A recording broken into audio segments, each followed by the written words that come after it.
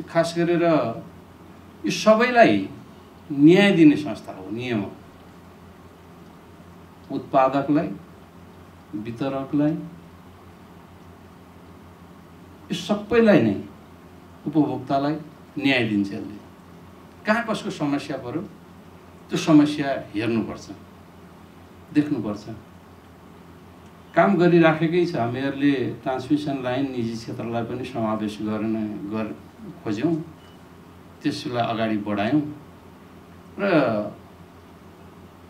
त्यो कार्य सम्पादन गर्दै गर्दा अब के कुन मोडालिटीमा काम गर्ने त भनेर भन्दा विलिङ चार्ज लिएर सरकारसँग अहिले आर्थिकको अलिकति विगतको जस्तो बलियो नभएको र निजी क्षेत्रलाई समावेश गरेर लिएर गएर काम गर्न सकिन्छ भनेर विलिङ चार्जको मोडालिटीमा अरू देशमा के प्र्याक्टिस भएका रहेछन् भनेर थुप्रै कामहरू गरेको पाइन्छ, गरिराख्नु भएको छ। तथापि अझ त्यसले पूर्णता पाइसकेका छैन, चाँडै पूर्णता पाओस्। अब यस क्षेत्रमा हामीले थुप्रै कामहरू गर्नुपर्ने छ। हामी जनताप्रति पूर्ण रूपले उत्तरदायी हुनु परेको छ। यो हाम्रो दायित्व नै हो। यत्रो अधिकार सम्पन्न नियमन निकाय हुँदाहुँदै यो टिओडी मिटरका विषयलाई लिएर यति लामो विवाद भएर तिर्नुपर्ने रकम नतिर्ने, उठाउनु पर्ने जति रकम उठाउन नसक्ने, यस्तो विवाद पनि हुनुहुन्छ र अनि अनर्गल प्रचार प्रसार गरिने, यसले कसलाई फाइदा पुर्याउँछ? न उपभोक्तालाई फाइदा पुर्याउँछ। त्यसो भएको कारणले यसको छिनोफानो गर्ने दायित्व पनि वास्तवमा नियमन आयोगकै थियो। उपभोक्ताहरू भन्नुहुन्छ हामीले प्रयोग गरेको बिल दिनुस् न, हामी तिर्न तयार छौँ। त बिल दिने संस्था भन्छ होइन, हामीले जे लेख्यौँ त्यही बिल हो, अर्थात् हामीले पठाएकै बिल हो भनेपछि त्यो बिल ठिक छ कि छैन भनेर सबै हेरिदिए त सकिन्थ्यो होला नि। त्यसै कानुनी अडचनहरू रहे भन्नुभयो, त्यसलाई पनि खकुलो बनाऊ भन्यौँ। सरकार हर तरहले दुवै पक्षलाई न्याय हुने गरी, उपभोग गर्नेले पनि उपभोग गरे जति तिर्न पर्ने गरी र उठाउनु पर्ने संस्थाले पनि उनले उपभोग गरे कति हो त भन्ने कुरा नठगिने गरी उठाउनुस् भनेर सरकार बारम्बार भनिराखेको छ।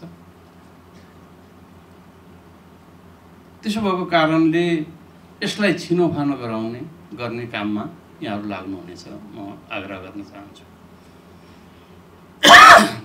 समाचारमा विभिन्न टीका टिप्पणी गरिन्छन्। सरकारले कहिले पनि यो रकम उठाउनु हुँदैन, यिनले जति खाए पनि हुन्छ भने पनि छैन। प्रयोग गर्नेले हामीले यो तिर्दैनौँ पनि भनेको छैन हामीसँग। त्यसो भएको कारणले यस्तो ल्याप्सिस 10औं वर्षदेखि हुनु आफैमा लज्जास्पद र यो कार्य चाँडै सम्पन्न हुनेछ। कानुनी कुरालाई ध्यानमा राखेर न्यायिक ढङ्गले यसको निरूपण गर्न सकोस्, यो आयोग पनि ध्यान जाओस् भन्ने म यस सन्दर्भमा आग्रह गर्न चाहन्छु। थुप्रै कामहरू छन् नियमन गर्नुपर्ने। सरकारले अहिले लक्ष्य लिइसकेका छ। अबका 10 वर्षको लक्ष्य लिएर अगाडि बढेको बेला छ। त सरकार एक्लै त केही होइन, त्यसैका लागि सहयोगी भूमिकामा यहाँहरू हुनुहुन्छ, सबै विज्ञ साथीहरू हुनुहुन्छ, सबै निकायका साथीहरू हुनुहुन्छ। यहाँ म सबैलाई आग्रह गर्न चाहन्छु, छिटो छरितो काम गर्ने तरिका अवलम्बन गरौँ। यहाँहरूले अनलाइनका कुरा गर्नुभएको छ, त्यो पनि स्वागत योग्य छ। तर कुरा गर्ने होइन, काम चाहिँ त्यसतर्फ हुनु पर्यो। सरकारले 3 दिनभन्दा बढी एउटा टेबलमा चाहिँ एउटा फाइल निवेदन आइसकेपछि त्यसको छिनोफानो हुनुपर्छ भनेर बारम्बार भनेको छ। फाइलका बाहिरी कभरहरू फाटिसक्छन्, त्यसको निर्णय हुँदैन। त्यसो भएको कारणले हामी सबै जिम्मेवार बनौँ, दायित्व बोध गरौँ। अब हिजो यस क्षेत्रको कुरा गर्यो भने झोलामा खोला भन्ने प्रचलन थियो, त्यो अलिअलि मोडिफाई भएको रहेछ, छँदैछ। खालि फरक के छ भने 100 मेगावाट उत्पादन हुने आयोजना छ भने 5 मेगावाटको दर्ता गर्ने, थोरै पैसा तिर्ने, झुन्ड्याइरहने, हल्लाइरहने, कानुनी पुवालहरू, छिद्रहरू खोज्ने, त्यसको प्रयोग गर्ने, यसरी लक्ष्यमा पुगिँदैन। यसमा निर्मम बन्न सक्नुपर्छ। यत्रा इन्जिनियर साथीहरू हुनुहुन्छ, कुन आयोजनामा, कुन नदी बेसिनमा कति क्षमता हो हाम्रो, त्यो पहिचान छ। त्यो अनुसारको भएन भने त्यो दर्ता किन गर्ने, त्यो लाइसेन्स किन जारी गर्ने? जसले गर्न सक्छ त्यसलाई दिनु पर्यो। यत्रो प्राइभेट सेक्टरहरू चाहिँ अगाडि बढाएको छ काम गर्नलाई। हामीले प्राइभेट सेक्टरलाई हातेमालो गरेर निजी क्षेत्रलाई सँगै लिएर मात्रै यस क्षेत्रको विकास गर्न सकिन्छ, अर्थात् देशको विकास गर्न सकिन्छ भनेर सरकारको बुझाइ छ। त्यसै अनुरूप बाधा अडचन पुर्याउने खालका कानुनहरू हामी परिमार्जित गर्न तयार छौँ। त यस्ता खालका गतिविधिहरू रोक्नु पर्यो। सबै क्षेत्रमा भएका यस्ता कमी कमजोरीलाई हटाएर अगाडि बढ्नुपर्छ। त सही काम गर्ने मान्छेहरूलाई त समस्या हो नि त, आयोजना पनि बन्दैन, सरकारलाई नै समस्या हो। काम गर्न खोज्ने प्राइभेट सेक्टरलाई पनि भन्ने ठाउँमा लाइसेन्स पाइँदैन, लगानी गर्ने ठाउँ रहन्न। यस्ता कुराहरूलाई निरुत्साहित गर्न म सबैलाई अनुरोध गर्न चाहन्छु। यसलाई निर्देशन सम्झिनु भए हुन्छ। समस्याहरूलाई पहिचान गर्ने बिचौलिया भन्छ नि, बिचौलियाहरूलाई निरुत्साहित गर्नु पर्यो। सबै क्षेत्रमा पाइन्छ। तपाईले अलिकति राम्रो काम गर्न खोज्नुभयो भने पनि स्वार्थ मिलेन भने मिडियाबाजी गरेको छ, स्वार्थ मिलेपछि चुप लागेको छ। यस्ता खालका पत्रकारितासँग डराइरहनु पर्दैन। तपाईहरुलाई आफूलाई थाहा हुन्छ नि यो काम ठिक छ कि छैन, मैले ठिक गरिरहेको छु कि छैन भन्ने कुरा त आफूलाई थाहा हुन्छ। जब आफूलाई थाहा हुन्छ भने अरूले के भनिराखेको छ भन्ने कुरातिर लाग्नु पर्दैन। आवश्यकता अनुसार त्यसको पुष्टि गर्न सकिन्छ। त्यसकारणले अब हामीसँग स्रोतहरू छ, त्यसको प्रचुर मात्रामा ती स्रोतहरूको सदुपयोग गर्नु परेको छ। हामी आज पनि गरिबीका रेखामुनि भनेर 20% मान्छेलाई भनिराखेका छौँ, आर्थिक समृद्धिका कुरा गरिराखेका छौँ। सपना बाँड्ने मात्रै होइन, सपना बाँडिसकेपछि पुरा गर्न, कार्यान्वयन गर्न पनि हाम्रो दायित्व हो। सुखी नेपालीका कुरा गरेका छौँ, सम्भव छ। सम्भव भएरै सरकारले यी कुराहरूलाई अगाडि बढाएको हो। तर हामीलाई अलिकति बढी मेहनत, अलिकति ठुलो सोच, अलिकति ठुलो मन, प्रष्ट विचार हुन आजको आवश्यकता हो। त्यसमा लागौँ, म सबै साथीहरूलाई आग्रह गर्न चाहन्छु। आज 30,000 तलब पाउनेहरूले 1 लाख पाउनु होला। यसको विकास वृद्धि भएन, पाइने हो। हामीहरूले अबको 10 वर्षमा 64 खर्ब पैसाको परिचालन हुन्छ भन्दै गर्दा त्यो एउटा क्षेत्रको एक ठाउँको मात्रै विकास हुने होइन नि। त्यहाँ पुल, स्कुल, बाटो घाटो, सिमेन्ट, डन्डी, छड, गिटी, बालुवा, तल्लो तहका श्रमिकदेखि लिएर ठुल्ठुला इन्जिनियरहरू, सबै कन्सल्टेन्सी गर्ने मान्छेहरू, सबै क्षेत्रका मान्छेहरूको विकास वृद्धि, आय आर्जन वृद्धि एकैचोटि हुने होला नि। त्यसो भएको कारणले यस क्षेत्रलाई अहिले बढीभन्दा बढी सहयोग गरेर यसको विकास गर्नुपर्छ भन्ने हामी यसमा प्रष्ट छौँ। यसमा लागौँ, म आग्रह गर्न चाहन्छु। अहिले पानका अध्यक्षजीले के गुनासोहरू गर्नुभयो।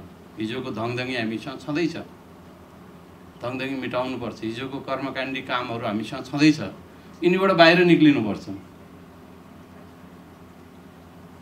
हामीहरूले पिपिए चाहिँ खुला गर्ने भनेर भनिसकेका छौँ।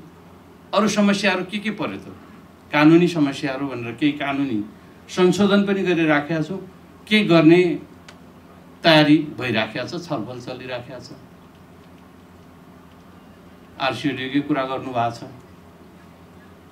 उहाँहरूले। त यस्ता कुरामा छलफल गरेर टुङ्ग्याएर अगाडि बढ्न सकिन्छ। कहाँ हो त समस्या? कसका कारणले समस्या भयो? गर्न नचाहेर समस्या भयो कि गर्दा गर्दै समस्या हो त? त्यो त दायित्व हो नि त। हाइड्रोलोजीका कुराहरू छन्, ग्लोबल वार्मिङ भनेका छौँ, आफूले घोषणा गरेको कुरा उत्पादकले दिन सकेन भने क्षतिपूर्ति तिर्नुपर्ने छ। त ग्लोबल वार्मिङ भनिसकेपछि त्यसका इफेक्टहरूका विषयमा हामी जानकार छौँ भने यसमा संशोधन गरेर अगाडि किन नबढ्ने? त कसैलाई पनि मार्का नपरोस्, न्यायोचित ढङ्गले सबै कुराको व्यवस्थापन गरियोस्। त्यसैका लागि नियमन आयो। अघि मैले भने नि, यो सबैलाई न्याय प्रदान गर्ने आयोग हो। जसलाई समस्या पर्छ, जसलाई अप्ठ्यारो पर्छ, त्यो अप्ठ्यारोको विश्लेषण गरेर न्याय दिने कुरा हो। सहयोगी सल्लाहकार साथीहरू पनि वरिष्ठ साथीहरू हुनुहुन्छ, उहाँहरूको पनि सुझाव सल्लाह लिनु होला। छिटो छरी त काम गरौँ, हाम्रो कहाँ भूमिका हुन्छ तपाईँहरूले भन्नु होला। हामी त्यो भूमिकालाई निर्वाह गर्न पनि तयार छौँ र यो सबै मिलेर गर्ने हो। एउटाले अर्कालाई दोष लाएर, एउटाले अर्को ठाउँमा रोकेर हामी कहीँ पनि पुग्दैनौँ। नोक्सानी हुँदा मेरो मात्रै, तपाईँको मात्रै हुँदैन, हामीले पुस्तौँ पुस्ताको नोक्सानी गरिराखेका छौँ र सबैका नोक्सानी गरिराखेका छौँ भन्ने कुरा चाहिँ मनमा राखेर काम गऱ्यौँ भने त्यो नोक्सानीलाई न्यूनीकरण गर्न सक्छौँ। त्यो न्यूनीकरण गर्नतिर लागौँ। आयोगको यस क्षेत्रका लागि मुख्य भूमिका छ भन्न म चाहन्छु। र अहिले यहाँ सबैको मनमा भएको कुरा त्यो होला। पूर्व मुख्य सचिव विमल सरले भनिसक्नुभयो धेरै कुराहरू। यो अहिले साथीहरू सचिवले भनेका कुराहरूलाई पनि यहाँहरूले याद गर्नु होला। हामी यस क्षेत्रको विकास गर्न एक्लै सक्दैनौँ भनेर निजी क्षेत्र पनि लिइराखेका छौँ भने हामी त सरकारको दायित्वभित्र रहेका मान्छेहरू हौँ। हामीले अझ बढी जिम्मेवार भएर जनताप्रति उत्तरदायी भएर काम गर्नुपर्छ। तल्लो तहको वर्गलाई हेरेर, तिनका आवश्यकता र अवस्थालाई हेरेर बुझेर हामीले निर्णय गर्नुपर्नेछ।